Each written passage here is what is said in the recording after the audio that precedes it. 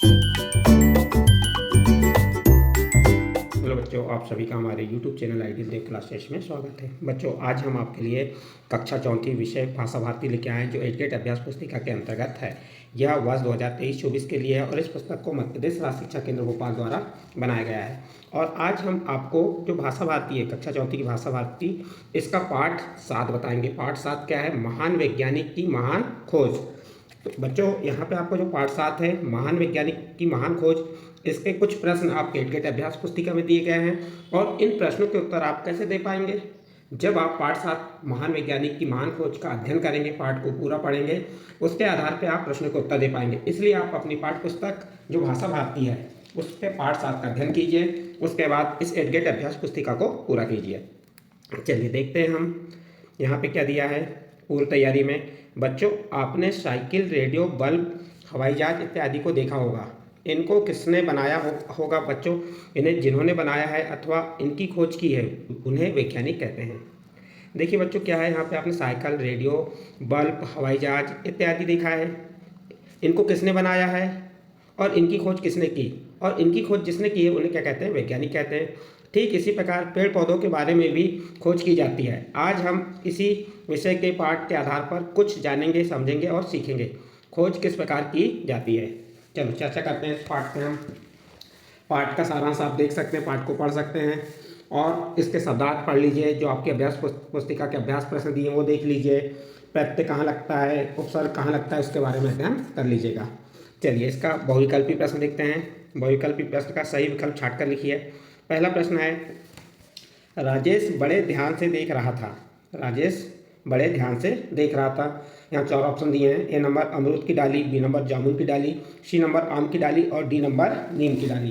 तो आप इस प्रश्न का उत्तर किसके आधार पर देंगे? जो आपकी पाठ्य पुस्तक में पाठ दिया है, महान वैज्ञानिक की महान खोज, उस पाठ का अध्ययन करेंगे, उसके आधार पर इसका उत्तर बता पाएंगे। तो इसका सही उत्तर क्या होगा? ए नंबर अमरूद की डाली।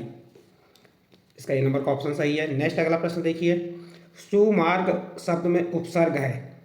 ए नंबर घर, बी नंबर माँ, सी नंबर ग और डी नंबर सु। तो आपको ये मालूम होना चाहिए कि उपसर्ग कहाँ लगता है। उपसर्ग शुरू में लगता है, इसलिए सुमार्ग का उपसर्ग क्या होगा? सु। तो इसका डी नंबर का ऑप्शन सही हो जाएगा। तो यहाँ पे लिख दिए डी नंबर सु। इसके बाद बच्चों अतिरिक्त लघु उत्तरीय प्रश्न है। एक शब्द या वाक्य में उत्तर लिखिए। इसका प्रश्न नंबर 3, राजेश ने पेड़ की डाली को क्यों तोड़ा? प्रश्न क्या है आपका? राजेश ने पेड़ की डाली को क्यों तोड़ा? आप इसका उत्तर बताएंगे। पेड़ों की सुंदरता बढ़ाने के लिए राजेश ने डाली को तोड़ा था। और इस प्रश्न का उत्तर आपको देखना है तो आपकी जो पाठ्य पुस्तक है के पृष्ठ क्रमांक 39 या 40 के अनुच्छेद 1 और 2 में देख सकते हैं। इसके बाद नेक्स्ट अगला प्रश्न आता है, प्रश्न नंबर 4, किस यंत्र के द्वारा पेड़ पौधों की प्रतिक्रिया का पता चलता है? प्रश्न क्या है? किस यंत्र के द्वारा पेड़ पौधों की प्रतिक्रिया का पता चलता है? तो आपका उत्तर हो जाएगा केस्कोग्राफ। क्या है? केस्कोग्राफ नामक यंत्र से पेड़ पौधों की प्रतिक्रिया का पता चलता है।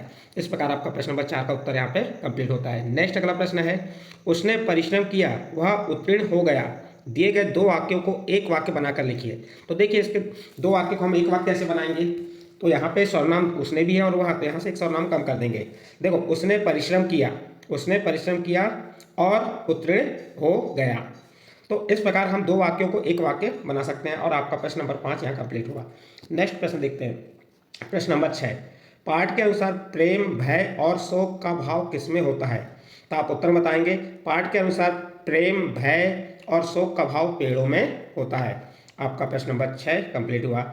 इसके बाद आपके लघु उत्तरीय प्रश्न आएंगे। प्रश्न नंबर 7। प्रश्न नंबर 7 क्या है देखिए, दिए गए गद्यखंड में उचित विराम चिन्ह का प्रयोग कीजिए।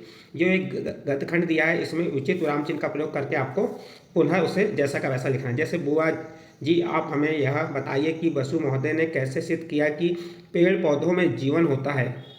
बीच में ही राजेश बोल पड़ा, अच्छा तुम्हें इस बारे में जानने की और अधिक जिज्ञासा है। ठीक है, मैं और अधिक जानकारी देती हूँ, अलका ने राजेश से कहा। तो आपको यहाँ पे जो उचित विराम चिन्ह है, जैसे पूर्ण विराम है, योजक चिन्ह है, विस्मय बोधक चिन्ह है, तो ये कहाँ लगते हैं आपको वह लगाना है।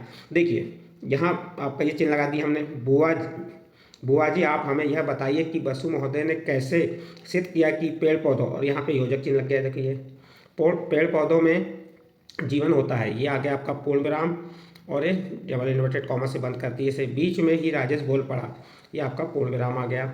अच्छा, तो मैं फिर यहाँ से आपका डबल इन्वर्टेड कॉमा चालू कर दिए। अच्छा, तो मैं इस बारे में जानने की और अधिक जिज्ञासा है, तो यहाँ पे आहा का चिन्ह आ जाएगा। ठीक है, मैं अधिक जानकारी देती हूँ, यहाँ पे आपका पूर्ण विराम। इस प्रकार से आपको योजक चिन्ह, उचित चिन्हों का प्रयोग करना था। नेक्स्ट अगला प्रश्न है, आप बसु महोदय की कौन सी विशेषताओं से ज़्यादा प्रभावित हुए और क्यों? तो देखिए इसका उत्तर, जगदीश बसु विश्व के एक महान वैज्ञानिक थे। इनका जन्म बंगाल प्रांत में ढाका जिले के विक्रमपुर के पास राड़ी खाल गाँव में हुआ था। ये हरे भरे खेतों और बगीचे में घुमा करते थे। तो इस प्रकार बच्चों आपका ही प्रश्न नंबर 8 का उत्तर आपको हमने बताया। इसके बाद आपका नेक्स्ट प्रश्न आता है प्रश्न नंबर 9। प्रश्न नंबर 9 क्या कह रहा है, पेड़ पौधों में भी जीवन होता है, यदि हाँ तो कैसे? अपने शब्दों में लिखिए। इसका उत्तर देखिए, पेड़ पौधों में भी हमारे तरह चेतना होती है। पेड़ पौधे भी हमारी तरह सुख दुख का अनुभव करते हैं। ये भी भोजन ग्रहण करते हैं, आराम करते हैं। इस प्रकार ये आपका प्रश्न नंबर 9 का उत्तर कंप्लीट होता है। इसके बाद प्रश्न नंबर 10 क्या है, पर्यावरण को सबसे अधिक हानि कौन पहुंचा रहा है और कैसे? हम उत्तर बताएंगे, पर्यावरण को सबसे अधिक हानि मनुष्य द्वारा पहुंच रही है। जो पर्यावरण है उसको सबसे अधिक हानि किसके द्वारा पहुंच रही है? मनुष्य द्वारा पहुंच रही है। कैसे? वनों की कटाई करके, कारखानों से दूषित पानी द्वारा, दूषित गैसों द्वारा हानि पहुँच रही है। नेक्स्ट प्रश्न क्या है आपका? प्रश्न नंबर 11। ये दीर्घोत्तरी प्रश्न है आपके। प्रश्न नंबर 11 में क्या कह रहा है, पेड़ पौधों का हमारे पर्यावरण में क्या महत्व है और वे हमारे दैनिक जीवन में किस प्रकार उपयोगी हैं? और इस प्रश्न का उत्तर आपको देखना है तो पृष्ठ क्रमांक 39-42 का संपूर्ण पाठ में देख सकते हैं। तो चलिए इसका उत्तर, पेड़ पौधों को हमारे पर्यावरण में महत्व। पेड़ पौधों का हमारे पर्यावरण में महत्व। नंबर 1, पेड़ पौधे पर्यावरण का संतुलन बनाए रखते हैं। पेड़ पौधे क्या करते हैं? पर्यावरण का संतुलन बनाए रखते हैं। नंबर 2, पेड़ पौधे पर्यावरण के तापमान को नियंत्रित करते हैं। पेड़ पौधे क्या करते हैं? जो पर्यावरण है हमारा, इस पर्यावरण के तापमान को नियंत्रित करते हैं। नंबर 3, पेड़ पौधों से वर्षा होती है। तो जो पेड़ पौधे होते हैं ये वर्षा कराने में क्या होते हैं? सहायक होते हैं। नंबर 4, पेड़ों से हम धूप से बचाव कर सकते हैं। जैसे पेड़ों से हम क्या करते हैं? धूप से बचाव, जैसे अधिक धूप है तो हम छाँव के नीचे, पेड़ की छाया के नीचे जाके बैठ जाएंगे। फिर अगला है, पेड़ पर्यावरण को शुद्ध करते हैं। पेड़ जो होते हैं, पेड़ पौधे पर्यावरण को क्या करते हैं? शुद्ध करते हैं। ये कार्बन डाइऑक्साइड गैस को ग्रहण करते हैं और हमें ऑक्सीजन गैस प्रदान करते हैं। तो इस प्रकार बच्चों हम पेड़ पौधों तो हमारे पर्यावरण में क्या महत्व है वो बता सकते हैं, आप अपने आधार पर बता सकते हैं। और दैनिक जीवन में किस प्रकार उपयोगी है ये आप सभी को मालूम है, आप अपने आधार पर भी इसका उत्तर बना के लिख सकते हैं। नेक्स्ट अगला प्रश्न है प्रश्न नंबर 12। हमारे परिवारों में पेड़, यहाँ पे क्या आ जाएगा? पढ़े लिखा है। तो पेड़ पौधों की सुरक्षा के बारे में क्या क्या मान्यताएं लिखिए। देखिए इसका उत्तर, हम अपने पेड़ पौधे की देखभाल उन्हें प्रतिदिन पानी देकर एवं उनकी जानवरों से रक्षा करके कर सकते हैं। पेड़ पौधों की कटाई होने से रोकेंगे। जो पेड़ पौधों की कटाई हो रही है उसे क्या करेंगे? हम रोकेंगे। पेड़ पौधों की रक्षा हम उन्हें ट्री गार्ड लगाकर भी कर सकते हैं ताकि उनकी डालियां कोई तोड़ ना सके। तो इस प्रकार आपके प्रश्न नंबर 12 कंप्लीट होता है और इस प्रश्न के साथ ही आपका पाठ 7 महान वैज्ञानिक की खोज यहाँ पे समाप्त होता है। यदि बच्चों जो आपको हमने इस पाठ के प्रश्न उत्तर बताए ये अच्छे लगे हों तो आप हमारे चैनल को सब्सक्राइब कीजिए, लाइक कीजिए एवं अन्य ग्रुप में शेयर जरूर कीजिए।